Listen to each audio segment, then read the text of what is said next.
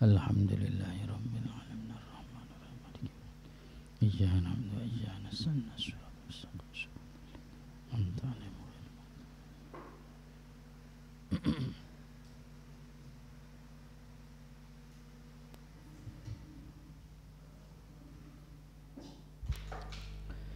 Bismillahirrahmanirrahim. Qala al-muallif rahimahullahu ta'ala wa nafa'ana bihi wa bi'ulumi fid dharain amin. Bismillahirrahmanirrahim.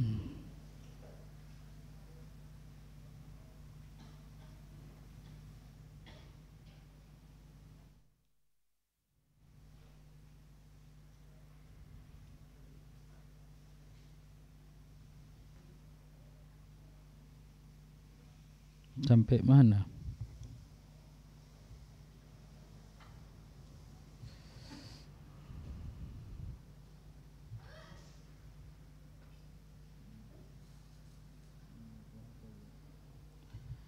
Bismillahirrahmanirrahim. Wa hakadha lan kaya mengkene mayursilu orang ngirim sapa Allah min rahmatil ulum sangking rahmate pira-pira ilmu ilal qulub maring pira-pira ati. Innama tatawallaha angin pasteni tatawallaha nguasani utawa ngelakoni ha ing rahmatil ulum al malaikatu sapa malaikat al muwakkaluna kang den pasrai kang den tugasi biha kelawan rahmatil ulum.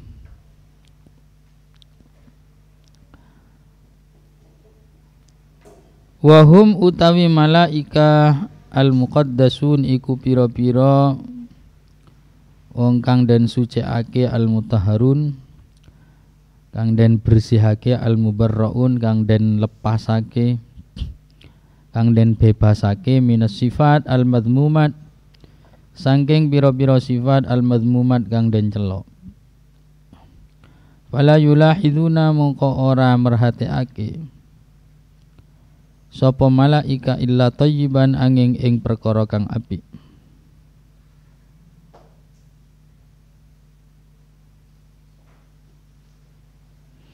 Wala ya'muruna lan orang ngrame-ngrameake sapa malaikat bima kelawan barang indahum kang tetep ing dalem ngersani malaikat min khazaini rahmatillahi saking pira-pira simpenane saking pira-pira hazanae ngono ae saking pira-pira hazanae rahmati Allah illa thayyiban angin ing perkara kang apik tahiron kang suci.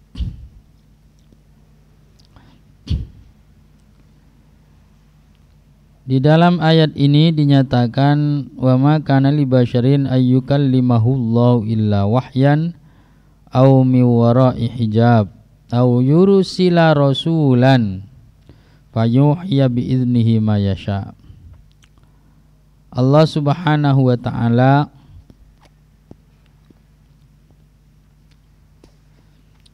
tidak langsung berfirman kepada manusia tapi melalui wahyu atau dari wara'i hijab atau mengutus rasul ayuhya bi'izni ma yasha yang kemudian mewahyukan menyampaikan apa yang dikehendaki Allah dengan seizin Allah. Jadi ada rasul itu yang dimaksud adalah malaikat. Lah termasuk ketika Allah Subhanahu wa taala mengirimkan rahmat yang berupa ilmu atau ilmu yang menjadi rahmat yang berupa ilmu atau ilmu yang menjadi rahmat. Karena tidak semua ilmu itu menjadi rahmat. Ada ilmu yang menjadi iqab ada. Ada ilmu yang merupakan istidraj dari Allah ada. Maka Allah Subhanahu wa ta'ala ketika mengirimkan rahmat, ilmu yang menjadi rahmat, itu juga melalui malaikat. Ketika mengirimkannya kepada hati, itu juga melalui malaikat yang ditugas untuk itu. Sama dengan ketika mengirimkan wahyu juga melalui malaikat. Nah, malaikat yang ditugasi untuk membawa rahmatul ulum ini adalah ruhaniyah yang muqaddasah, adalah makhluk ruhaniyah, makhluk nuraniyah yang muqaddasah, yang mutahharah, yang suci dari segala yang bersih, suci dan terlepas dari segala hal-hal yang buruk, dari segala hal-hal yang tercela. Oleh karena itu yang didatangi oleh malaikat rahmat itu adalah yang baik-baik. Dengan catatan itu adalah malaikat rahmat. Kalau selain malaikat rahmat, itu bisa datang kepada siapa saja. Malaikat maut misalnya, ia datang kepada orang yang baik maupun kepada orang yang buruk. Itu kalau yang malaikat yang bukan malaikat rahmat. Karena malaikat itu ada malaikat yang bertugas membawa rahmat, ada yang tidak. Malaikat Raqib Atid misalnya ya sama, mendatangi orang baik ya menyertai orang baik, ya juga menyertai orang buruk. Adapun malaikat yang ditugas untuk membawa rahmat dari Allah itu hanya datang kepada tempat-tempat yang baik, kepada orang-orang yang baik, kepada hati-hati yang baik. Itu untuk malaikat rahmat. Makanya la tadkhulul malaikah baitan fihi suratun au kalbun, itu maksudnya adalah malaikat rahmat. Malaikat tidak mau datang ke sebuah rumah yang di situ ada berhalanya, ada gambar ya, ada patung, dan di situ ada anjing. Itu maksudnya adalah malaikat rahmat. Adapun malaikat Raqib Atid ya tetap datang ke situ. Adapun malaikat Israel ya tetap datang ke situ.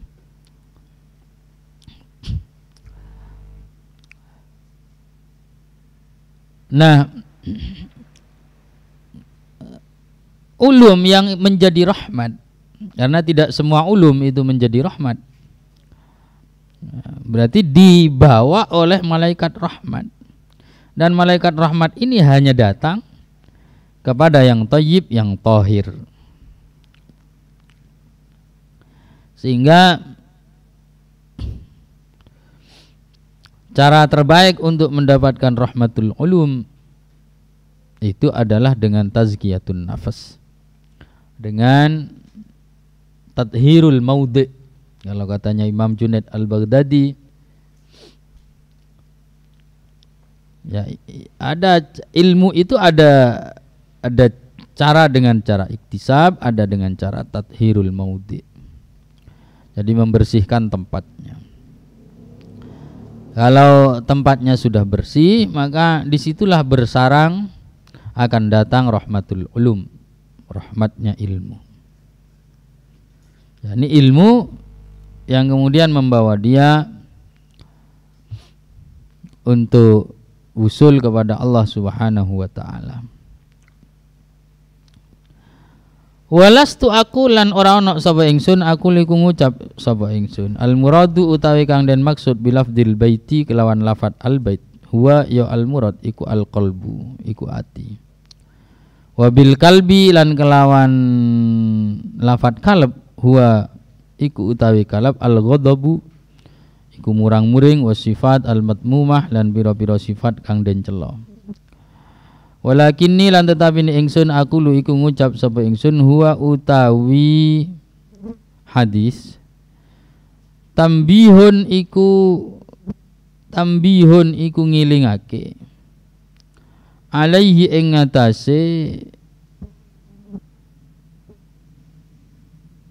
al murad,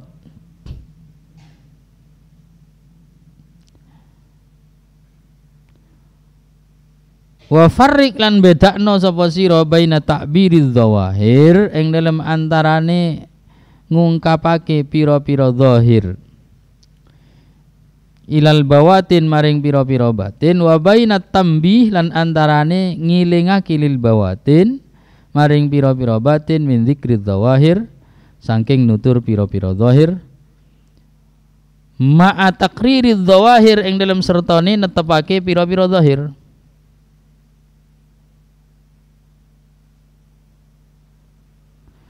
Fafaraka mungko bedani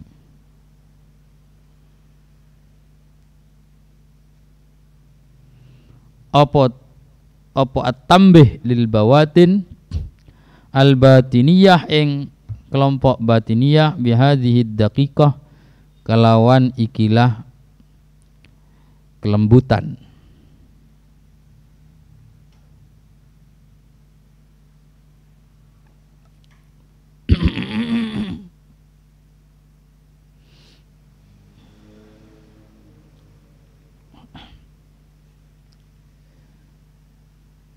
Imam Al-Ghazali tidak menyatakan la tadkhulul malaikah baitan fihi kalbun. Tidak menyatakan bahwa makna dari bait di situ adalah hati. Tidak begitu. Ya memang yang dimaksud dalam hadis, makna dari hadis itu ya memang rumah. Rumah yang di situ ada anjingnya, malaikat tidak akan masuk ke rumah itu. Itu makna dari hadis, makna murad dari hadis. Adapun misalnya ada orang, Imam Ghazali menyatakan bahwa baitan itu bisa dimaknai hati, itu bukan makna muradnya, tapi makna musyarnya, musyar ilaihnya. Itu yang biasa disebut dalam tafsir dengan tafsir isyari. Jadi tafsir isyari itu bukan menyatakan bahwa makna ayatnya ini seperti ini, tidak. Tapi menjadikan ayat itu sebagai inspirasi untuk makna yang dia maksud. Ya sama, Imam Ghazali tidak menyatakan bahwa la tadkhulul malaikah baitan fihi kalbun itu makna dari bait ini adalah hati, sedangkan makna dari kalbun itu adalah penyakit hati. Tidak menyatakan demikian bahwa makna hadis tidak, saya tidak menyatakan demikian. Tapi ya tetap makna hadis baitan itu ya rumah, kalbun itu ya anjing. Tapi dari situ saya mengambil inspirasi gitu. Mengambil inspirasi itu namanya tambih. Tambih alal bawatin. Jadi beliau tidak menyatakan takbiruz zawahir ilal bawatin, tidak kemudian mengubah makna zahir kepada makna batin, tidak, tapi tambih bahwa makna zahir dari hadis ini mengingatkan kita, menginspirasi kita pada makna batin. Apa makna batinnya? Ya makna isyarinya. Makna batinnya, inspirasinya adalah ya hati yang di situ ada anjing-anjing, penyakit-penyakit anjing di dalam hati itu ya juga tidak akan didatangi oleh malaikat. Itu biasa disebut dengan takbir isyari atau tafsir isyari. Jadi beda dengan kelompok batiniyah. Kalau kelompok batiniyah memang menghilangkan makna zahirnya dan memaknai teks itu dengan makna batin yang mereka inginkan. Jadi makna zahirnya ghairu murad itu kalau mau batiniyah. Yang dimurad adalah makna batinnya. Itu adalah tafsir yang sesat itu. Tafsir yang sesat. Ya, tafsir batiniyah. Adapun tafsir sufiyah itu tidak begitu, itu tafsir isyari namanya.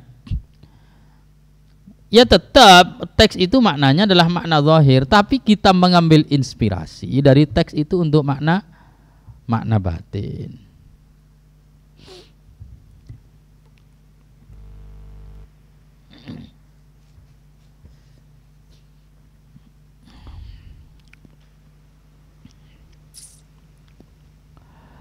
Fa inna hadhih mengko setuhuni iki iku tariqul i'tibar, iku dalane tetembungan dalani ngalap pelajaran ya. Thariqul i'tibar iku dalan ngalap pelajaran atau ngalap apa ya, dia mengambil inspirasi. I'tibar itu mengambil pelajaran atau mengambil inspirasi. Wa huwa utawi thariqul i'tibar iku maslakul ulama, iku dalane para ulama wal abrar lan pira-pira wong kang saleh. Iz ma'nal i'tibari krana utahe maknane i'tibar ngalap pelajaran iku ayyabura yen to ngliwati sapa wong ma ing barang dzukira kang den sebut apa ma ila ghairihi maring liyane ma dzukira fala yaktasiru mungko ora nyendek sapa wong alaihi ing ngatasi ma dzukira.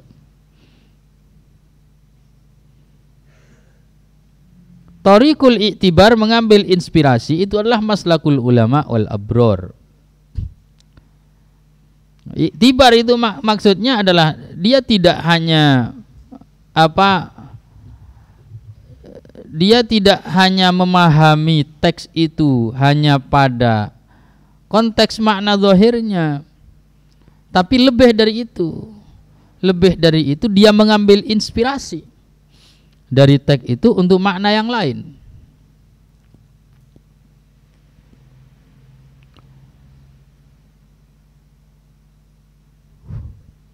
Contohnya kama yara, ini masalah iktibar ya, ngambil pelajaran. Kama yara kaya oleh ningali al-aqil sapa wong kang berakal.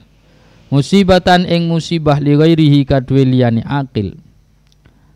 Fayakun mungko ana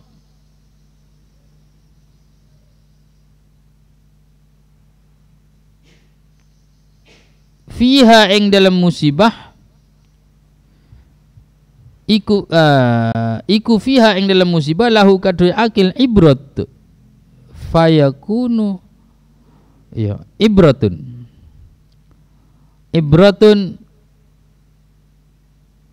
apa pelajaran.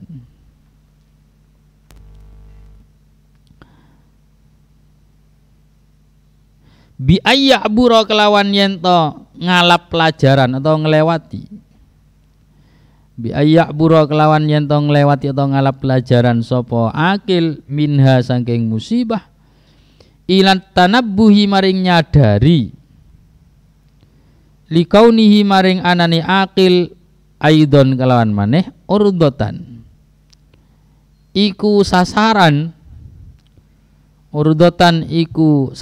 lil masaibi kadue pira-pira musibah.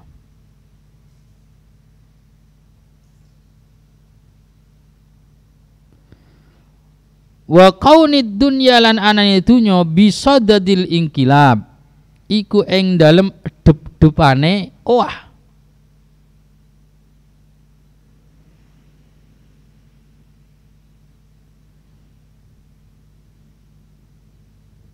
fa'uburuhu mongko utawi lewati utawa ngambil pelajarane akil lewati atau garis miring ngambil pelajarane akil min ghairihi saking liyani akil ila nafsihi maring awake akil wa min nafsihi lan saking awake akil ila asli dunya maring pokoke dunya.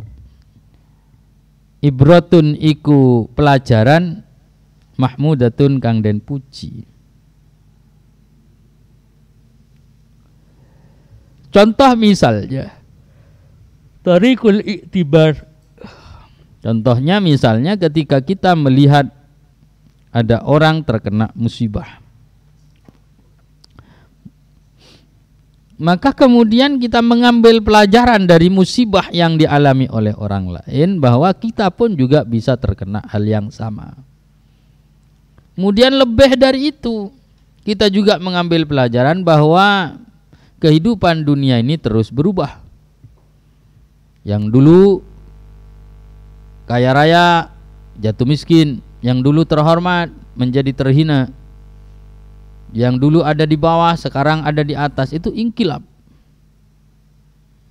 Nah, ini namanya ubur, melintasi kejadian, dia melihat bisa mengambil pelajaran di balik sesuatu yang dia lihat di dalam dunia empirisnya. Nah, itu yang disebut dengan kebijaksanaan. Kebijaksanaan adalah ketika orang bisa melihat apa yang berada di balik sebuah realita dan sebuah fakta. Itulah yang disebut dengan thoriqul i'tibar.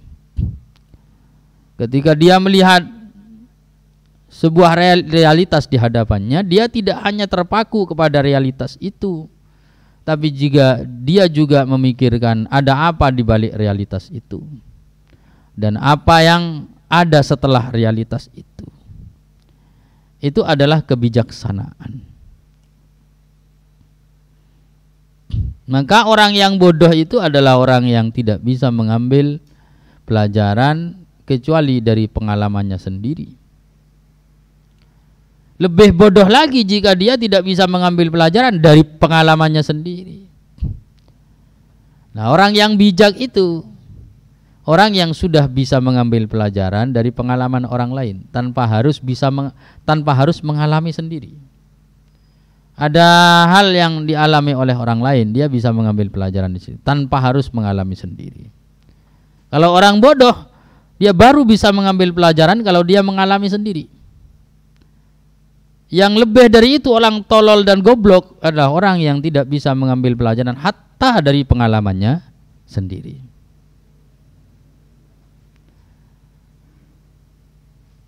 Dan yang paling bijak adalah dia bisa mengambil pelajaran sebelum itu dialami oleh orang lain ataupun apalagi dirinya sendiri. Sebelum ada orang mengalami itu, dia sudah bisa menyimpulkan.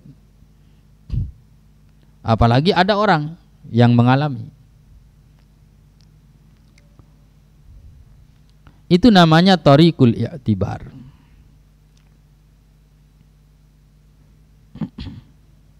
Fa'bur anta, fa'bur mungko lewato anta sapa sira, anta ya sira aidon kelawan maneh.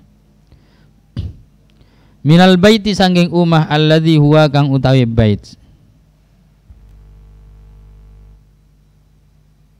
Iku binaul khalqi, iku bangunane makhluk. Ilal qalbi maring ati alladzi huwa kang utawi qalb baitun. Iku umah min binaillahi ta'ala sangking bangunane Allah Ta'ala. Oleh karena itu kamu bisa mengembangkan fa'bur lewat, atau maksudnya mengembangkan dari kata rumah yang disebut oleh Rasulullah, yang mana rumah itu secara zahir adalah binaul khalqi, dalam makna zahirnya, makna muradnya adalah binaul khalqi, adalah bangunan yang dibuat oleh manusia, dikembangkan kepada hati, yang mana hati itu merupakan bangunan yang dibuat oleh Allah. Rumah yang bangunannya dibuat oleh Allah. Wa minal kalbi lan saking asu,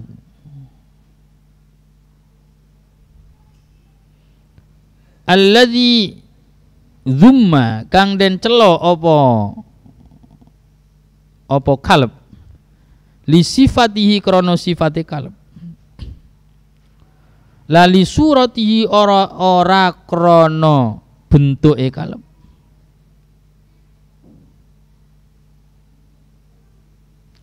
Wa huwa utawi sifat iku ma barang wi kang tetep ing dalam kalb min sabu'iyatin, rupani sangking sifat pemangsa, wa najasatin lan najis, ila ruhil kalbiyah maring jiwa al kalbiyah kang bangsa asu, wa hiya utawi ar-ruh al kalbiyah as-sabu'iyah, iku sifat pemangsa. Kemudian pengertian dari kalb itu bisa kita kembangkan untuk menjadi inspirasi dari anjing yang merupakan hewan. Yang mana anjing di situ disebut di dalam ma'radul dzam, di dalam konteks adzam, mencela, tercela. Kata anjing itu disebut dalam hadis itu dalam konteks sebagai suatu yang tercela. Kenapa anjing itu menjadi suatu yang tercela? Tentu bukan karena bentuknya, karena bentuk anjing justru lucu, indah, dan seterusnya dan seterusnya. Ya, anjing itu disebut sebagai suatu yang tercela ya karena di situ ada sifat-sifat yang tidak baik di dalam anjing. Dan yang sifat tidak baik itu adalah berdasarkan sudut pandang syariat. Kalau berdasarkan sudut pandang di luar syariat ya semua hewan ini juga punya sifat tidak baik. Tidak hanya hewan, manusia juga. Anjing ya juga punya sifat yang baik. Tapi karena ketentuan dzam di situ adalah berdasarkan bahasa syariat, ya syariat memang sudah menentukan bahwa anjing ini punya sifat yang tidak baik. Apa sifat tidak baiknya? Sabu'iyah. Loh, kalau begitu singa juga punya sifat sabu'iyah. Serigala juga punya sifat sabu'iyah. Kenapa kok bukan singa saja? Kenapa kok bukan serigala saja? Ini persoalannya bukan persoalan illat, tapi adalah persoalan hikmah yang rahasianya itu adalah rahasia syariat, yang kadang bisa dijangkau oleh manusia dan kadang pula tidak bisa dijangkau oleh manusia. Manusia tidak bisa menjangkau secara utuh apa yang menjadi hikamus syar'i. Tidak bisa menjangkau secara utuh. Manusia hanya bisa meraba-raba. Itu intinya orang beragama begitu. Intinya agama itu semuanya adalah ta'abbudi. Ta'abbudi. Kenapa yang najis itu kok anjing? Ya sudah, tidak usah ditanya, itu urusan ta'abbudi. Kalaupun ada yang ada jawabannya, tapi itu bukan jawaban pasti, itu hanya hikmah aja. Ada jawabannya. Hikmah yang memang tidak usah dikejar karena karena fungsi dari hikmah itu hanya sekedar meraba-raba dan hanya sekedar menjadi obat untuk orang-orang awam yang hatinya belum sampai kepada tingkat ta'abbudi itu.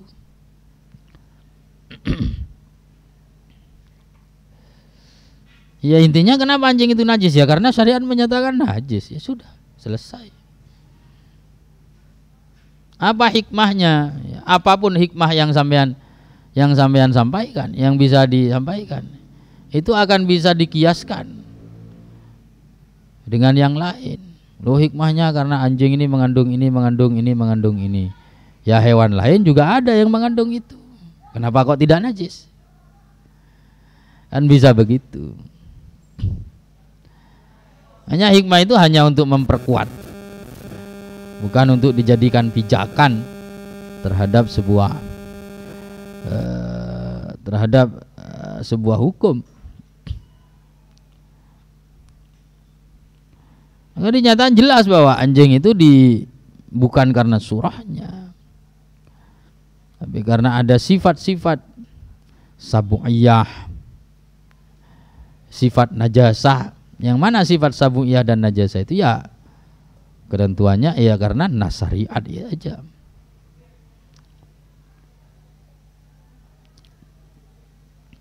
Ya sama kan dengan kenapa kita menghormati Ka'bah misalnya. Ya bukan karena batunya, bukan karena batunya punya keistimewaan, ya enggak, ya karena syariat menyatakan itulah tempat terhormat. Nah, ikut syariat saja. Kita mencium Hajar Aswad ya bukan karena batunya. Kalau batunya ya banyak lah, dicarikan padanannya ya banyak. Jadi keistimewaannya itu adalah keistimewaan ya karena oleh syariat dinyatakan istimewa, bukan karena faktor-faktor. Ada faktor-faktor yang lain. Kalaupun ada faktor-faktor yang lain itu hanya faktor penunjang. Faktor intinya ya karena syariat menyatakan, menetapkan ini adalah. Ya, faktor lain itu hanya faktor penunjang. Faktor intinya di situ.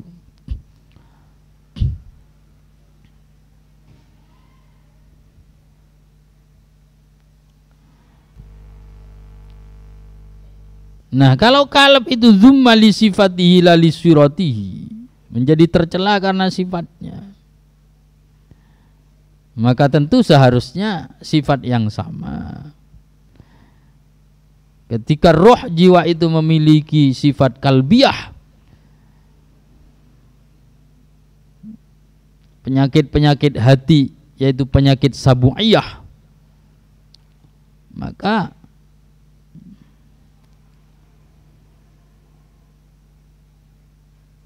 bisa dikembangkan ya, makna dari kalbun itu kepada penyakit-penyakit hati yang mirip dengan hikmah dibalik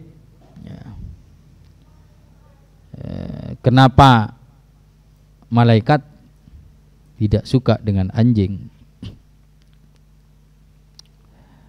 Wa alam lan ngweruhna sapa sira annal qalba satuni ati al masyhun kang den kebai bil ghadabi kelawan bil ghadabi kelawan murang-muring kebencian wa syarahi lan kerakusan ila dunya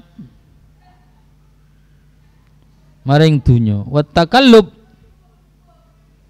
lan ngason-ngason ya, bahasa Jawanya ngason-ngason alaiha ing ngatasi dunya, seperti dia punya rakus terhadap urusan dunia, seperti sifat anjing yang sangat rakus kepada makanan, tulang-tulang ya. Hingga kalau anjing itu dikasih tulang, ya lupa segalanya. Termasuk kesetiaannya kepada sang majikan. Itu lupa anjing ketika dikasih tulang. Itu takallub.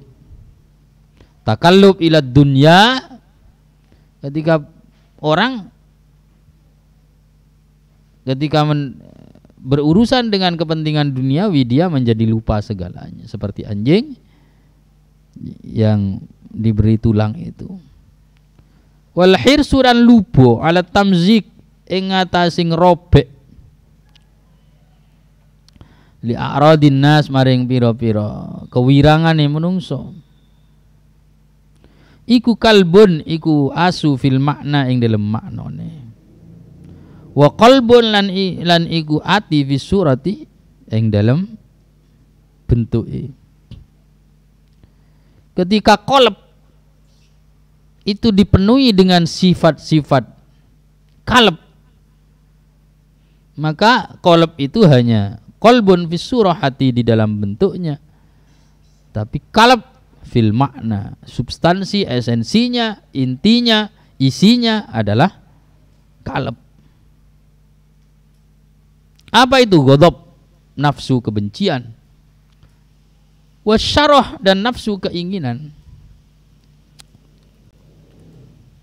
Ketika hati kita dikuasai oleh nafsu kebencian dan nafsu keinginan, maka hati itu secara makna, qalb itu secara makna berubah menjadi kalb. Dan dalam bahasa Indonesia memang ditulis kalb. Kalbu itu tidak pakai kolbu, tidak pakai ki dalam tulisan KBBI, tapi pakai K, kalbu. Bahasa Arabnya jadi anjing itu.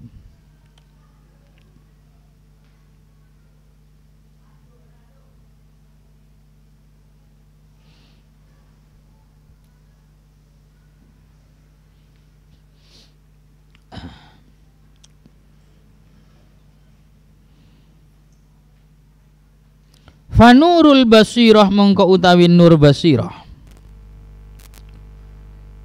cahayane peninggal ati. Ada basor, ada basirah. Basor itu penglihatan mata, basirah itu penglihatan hati. Yulahidu iku merhateake apa nurul basira al ma'aniya ing pira-pira makna, la suara ora ing pira-pira bentuk.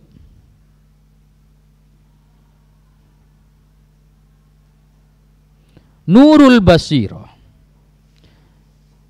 kalau nurul basar, ada basar, ada basirah. Kalau basar objeknya itu adalah fisik, hal-hal fisik itu basar. Tapi kalau basirah itu objeknya adalah hal-hal ruhani, itu basirah. Ketika orang itu melihat sesuatu, perhatiannya itu tertuju kepada urusan-urusan substansi, esensi, ma'ani, ruhani dan seterusnya, maka dia sedang menggunakan nurul basirah.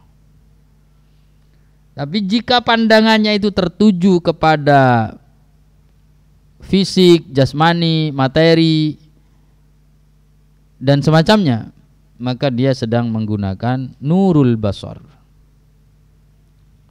pandangan mata. Jadi nurul basira yulahidul ma'ani ala suar, wassuar fi hadzal alam utawi pira-pira bentuk fi hadzal alam ing dalam ikilah alam ghalibatun iku nglendeh alal ma'ani ing atase ma'ani. Wal ma'ani utawi pira-pira makna batinatun iku tersembunyi fiha ing dalam aswar atau fiha ing dalam ya suara.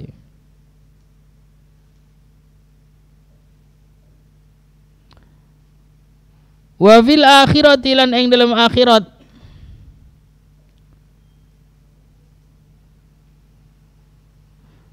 tatsba'u melok aswaru apa pira-pira bentuk al ma'aniya ing pira-pira makna. Wa taglibu lan nglendeh apa al ma'ani wa taglibu lan nglendeh al ma'ani apa pira-pira makna. Kalau di dunia yang dominan itu adalah fisik. Adapun ruhani, maknawi dan semacamnya itu berada dalam lipatan-lipatan yang tersembunyi di balik dominasi fisik itu dalam kehidupan dunia. Maka orang melihat keindahan itu adalah keindahan fisik. Orang melihat kenikmatan, sudut pandang orang tentang kenikmatan adalah kenikmatan fisik. Itu dalam kehidupan dunia. Pandangan orang terpaku pada hal-hal yang bersifat materi. Karena apa? Karena di dunia fisik dan materi itu dominan. Adapun ma'ani itu memang tersimpan, tersembunyi, dan hanya mendapatkan perhatian utama dari orang-orang yang istimewa, orang-orang khos. Adapun orang-orang amah, dia pandangannya terpaku kepada urusan-urusan fisik. Itu di dunia. Di akhirat kebalik.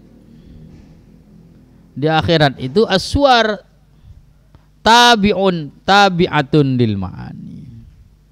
Bentuk fisik itu tergantung ruhani, tergantung maknawi. Itu di akhirat. Karena apa yang dominan di akhirat itu adalah ma'ani. Akhirat itu adalah darul ma'ani, adalah kehidupan maknawi.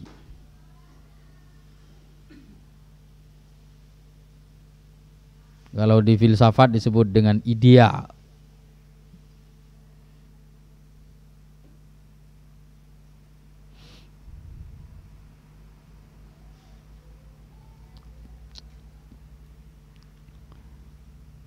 Karena itulah yang tampak indah di akhirat itu adalah yang baik.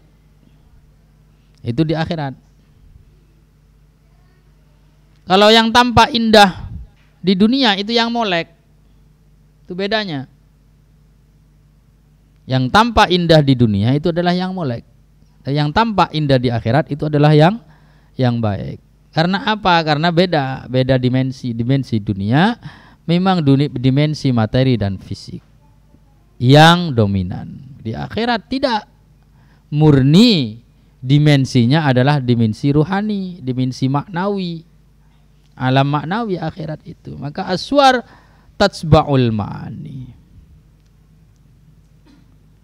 Falidzalika mungko krana mengkono wa fil akhirah tatsba'us suwar al ma'ani yuhsyaru dan kumpulake kullu syahsin apa saben-saben awak ala suratihi ing atase bentuke kullu syahsin al maknawiyah kang bangsa maknawi. Fayuh syaru mongko den kumpulno al mumazzik li a'radin nas.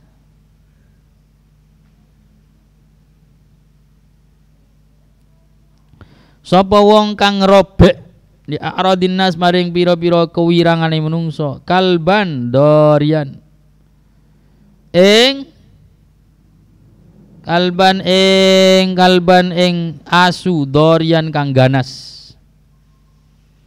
Karena itulah orang yang suka merobek kehormatan orang lain dengan cara membulinya, dengan cara memakinya, dengan cara menggibahnya, dengan cara menfitnahnya, dengan cara mengqadzafnya dan semacamnya. Maka di akhirat dia akan dikumpulkan oleh ke mahsyar, digiring ke mahsyar ya dalam bentuk maknawinya. Apa bentuk maknawi dari yang suka merobek? Ya anjing. Bukan anjing yang cubi-cubi yang lucu-lucu, tidak. Tapi anjing yang ganas itu, anjing pemangsa itu. Akan dikumpulkan, orang akan melihat dia seperti anjing. Karena mata yang digunakan adalah mata maknawi. Nah, kita melihat bentuk-bentuk di dunia ini karena mata yang kita gunakan adalah mata jasmani, bukan mata maknawi.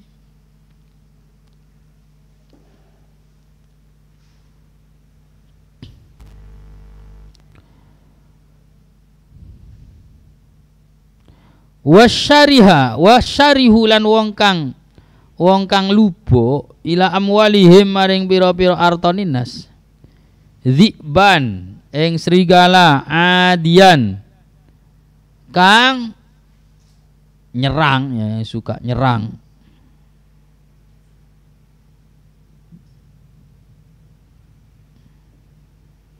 Orang yang rakus suka mengambil hartanya orang, maka dia akan bentuknya seperti serigala.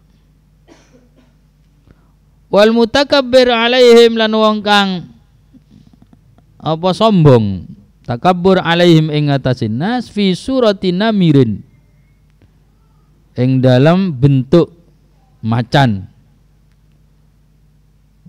namir, ya beda-bedanya macan.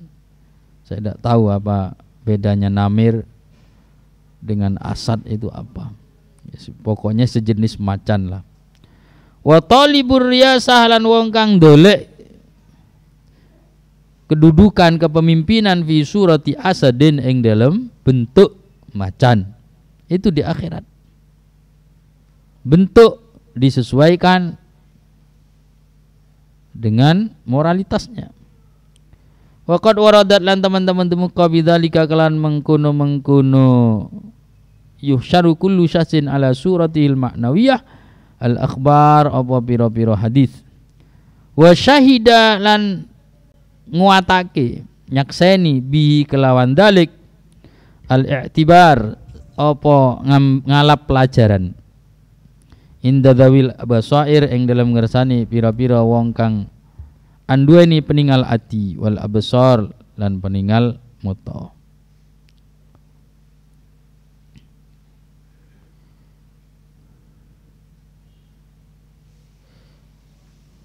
Fa ing kulta mongko lamun ngucap sira kam min talibi radil min talibin radil akhlak pirang-pirang min talibin saking pelajar radil akhlak kang ino akhlaki hasola iku hasil al ulu hasola iku ngasil no sapa talibun radiul akhlak al uluma ing pira-pira ilmu. Kalau kamu bertanya, ya ada orang yang moralitasnya buruk tapi dia alim, akhlaknya tidak baik tapi dia alim, ada. Bagaimana kok bisa dia mendapatkan ilmu padahal dia adalah orang yang akhlaknya moralnya bobrok?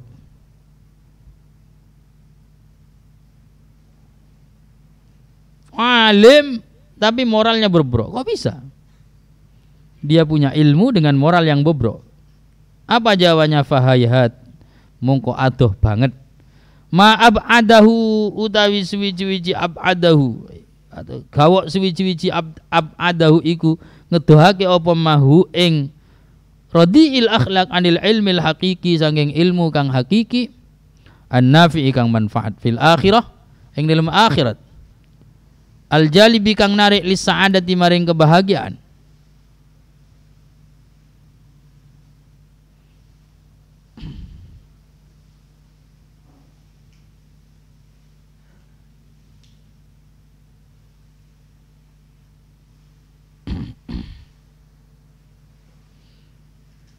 Loh iya, kalaupun dia mendapatkan ilmu itu hanya informasi-informasi al-ma'lumat, hanya kumpulan informasi-informasi yang ada di otaknya, yang ada di nalarnya. Tapi dia tidak mendapatkan al-ilmul hakiki. Apa ilmul hakiki? Itu adalah sebuah pengetahuan yang menuntun dia untuk menjadi orang baik. Kalaupun di otaknya ada banyak sekumpulan informasi dan ternyata sekumpulan informasi itu tidak berguna apa-apa bagi dia, lalu apa istimewanya? Kalau cuma sekumpulan informasi-informasi. Hakikat dari ilmu itu bukan hanya sekumpulan informasi yang kita ketahui, bukan hanya sekumpulan data yang tertera di dalam memori kita, bukan hanya sekumpulan analisa yang tersiagakan di dalam nalar kita. Tidak itu hakikat, bukan itu hakikat ilmu. Tapi hakikat ilmu itu adalah pengetahuan yang membuat kita menjadi orang yang selamat di akhirat, yang membuat kita menjadi orang yang sa'adah, ya, yang bahagia ya di akhirat maksudnya. Fa inna min awaili dzalikal ilmi, mongko setuhuni iku setengah sangking pira-pira awale mengkono-mengkono ilmu kang nafi. Iku ayyadhara yen to pertelo lahu kaduwe man, kaduwe talib apa annal ma'asiya setuhuni pira-pira maksiat sumumun iku pira-pira racun qatilatun kang mateni muhlikatun kang nyilokake. Wa hal ra'aita lan ana to ningali sapa sira man wong yatana walu kang nenggak sapa man, kang ngombe sapa man summan atau samman ing racun ma'a ilmihi ing dalam serta werone man bikaunihi kelawan anani samman qatilan iku racun qatilan kang nyebabake mati.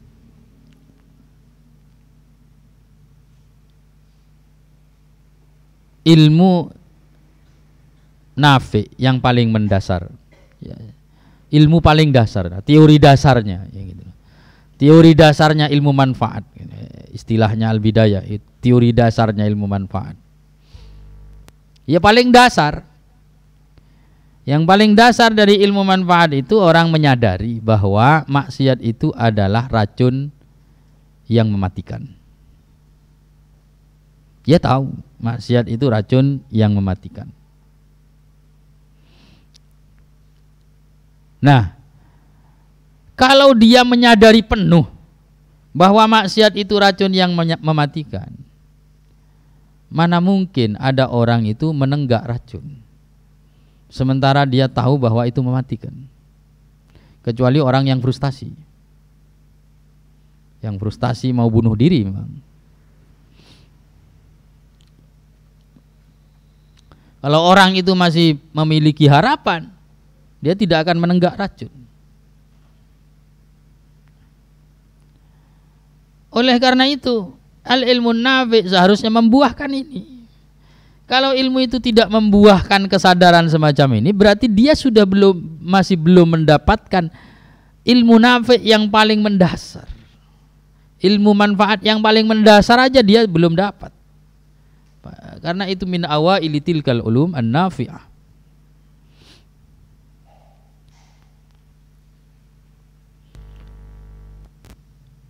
Innamal ladzi tasma'uhu, angin pastene utai perkara tasma'uhu kang ngrungu sapa sirahu ing alladzi minal mutarassimin saking pira-pira wong kang apa nggih nganggo atribut ngono ae tarassub. Saking pira-pira wong kang nganggo apa nganggo atribut mari wis apa atribut iku bahasa iku hadithun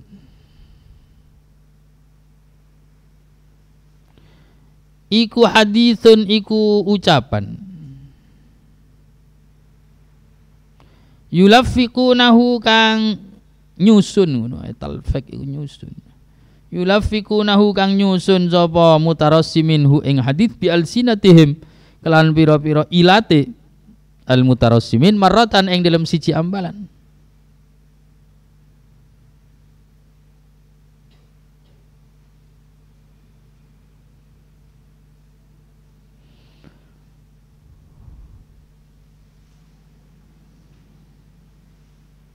Wa yuraddidunahu lan ngulang-ngulang.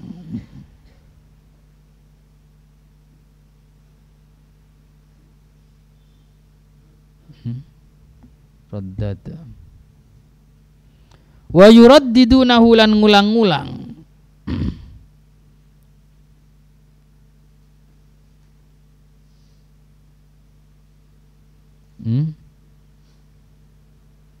Yuraddidunahu apa yuraddunahu?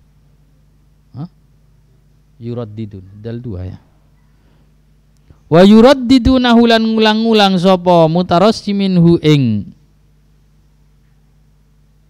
hadis bi qulubihim kelawan atini mutarassimin ukhra ing dalem ambalan kang liya.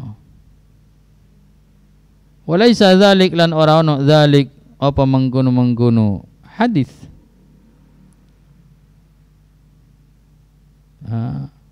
Oh ya rudad hu ing alladzi ngono ya rudad diri wa yuraddidunahu lan ngulang-ngulang sapa mutarassimin hu ing alladzi tasma'u bi qulubihim ukhra walaisa lan ora ono zalika apa mengkono-mengkono alladzi tasma'uhu iku minal ilmi setengah saking ilmu fi syai'in ing dalam suwi-suwi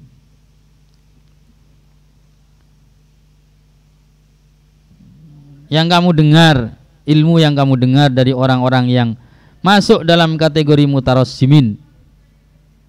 Mutarassimin ya dia memakai atribut ilmu aja sebetulnya. Tidak menghayati ilmu itu. Yang kamu dengar dari dia hanya hadis, hanya ucapan-ucapan yang mereka susun sedemikian rupa dan mereka hafalkan dengan pikiran dan hati mereka.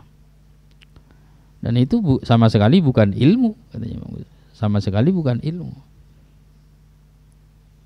hanya informasi, hanya data. Qala ngendika sapa Ibnu Mas'udin radhiyallahu anhu laisal ilmu bi kathratir riwayah Ora ono apa al ilmu iku bikathratil riwayah kelawan akeh riwayat. Innamal ilmu angin pasteni utawi ilmu nurun iku nur. Yukdhafu kang den uncalno apa nur fil qalbi ing dalem ati. Wa qala lan ngendika sapa ba'dhum setengah ulama innamal ilmu al khasyah. Angin pasteni utawi ilmu al khasyatu iku wedi ing Allah. Liqaulihi ta'ala krana dawuh Allah taala innama yakhsyallah min ibadihil ulama. Innama yakhsha angin pasteni wedi Allah ing Allah. Min ibadih saking pira-pira kaulane Allah al ulama'u sapa para ulama. Ilmu itu bukan itu. Ilmu itu nur yuqdhafu fil qalb. Cahaya kesadaran yang bersemayam di hati kita, yang dianugerahkan ke dalam hati kita. Bahkan ada ulama lain yang menyatakan ilmu itulah khasyah. Yang dimaksud ilmu itu adalah ketakwaan kepada Allah, karena Allah menyatakan innama yakhsyallaha min ibadihil ulama. Yang takut kepada Allah dari hamba-hambanya adalah para ulama. Hanyalah para ulama yang takut kepada Allah. Berarti jika tidak takut pada Allah ya bukan ulama.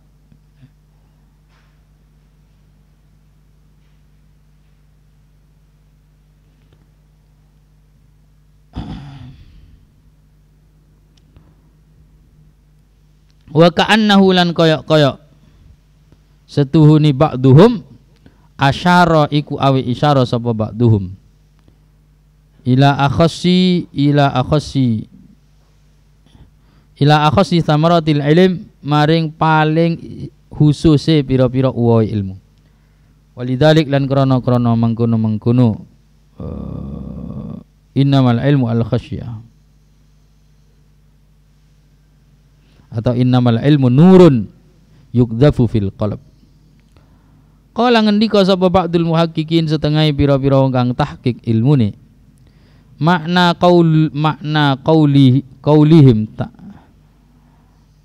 qaulihim utahe maknane ucapane ulama atau sufiyah. Ta'allamna belajar sapa kita al ilma ing ilmu li ghairillah krana saliyane Allah. Fa'aba mongko moh al ilmu apa ilmu ayyakuna ing yen ta ana apa ilmu illa lillah angin krana Allah. Iku annal ilma sedune ilmu aba iku moh wamtana'a ya moh enggan alaina ing atas kita. Falam tangkasih mongko ora dadi kebuka lana maring kita hakikatu apa hakikate ilmu. Wa inna ma hasala lan angin pasteni hasil lana kadue kita hadithuhu apa gunemane ilmu, hadithuhu apa gunemane ilmu wa alfadhuhu lan lafate ilmu. Sehingga ada ulama yang mengartikan ta'allamnal ilma li ghairillah fa abal ilmu ayyakuna illa lillah. Awalnya kami mempelajari ilmu tujuannya bukan karena Allah, tapi ilmu tidak mau kecuali karena Allah. Ada ulama yang menyatakan maksud dari ujaran ini annal ilma abawam tana alaina falam tangkashif lana haqiqatuh. Ilmu tidak mau itu maksudnya adalah ilmu kita tidak mendapatkan ilmu hakikat dari ilmu kecuali kalau ikhlas. Kecuali kalau karena lillah. Maka kalau tidak ikhlas meskipun kita mendapatkan ilmunya, mendapatkan informasi data-data itu, tapi itu hanya yang kita dapatkan bukan hakikatul ilm, melainkan hanyalah lafzul ilm. Hanyalah lafat-lafatnya ilmu, tapi kita tidak mendapatkan hakikat dari ilmu. Kalau pada saat belajar itu masih tujuannya bukan lillah, tujuannya masih tidak benar ya, maka dia tidak akan bisa mendapatkan hakikatul ilm kalau dia belum ikhlas. Baru kalau sudah ikhlas dia akan mendapatkan hakikatul ilm. Ya dia dapat ilmu iya, tapi yang dia dapat hanyalah bunyi dari ilmu itu, bukan esensi dari ilmu itu. Fa in qulta inni ara jama'atan minal ulama wallahu a'lam bissawab. Al-Fatihah. A'udzu billahi minasyaitonir rajim. Bismillahirrahmanirrahim. Alhamdulillahirabbil alamin arrahmanir rahim maliki yaumiddin.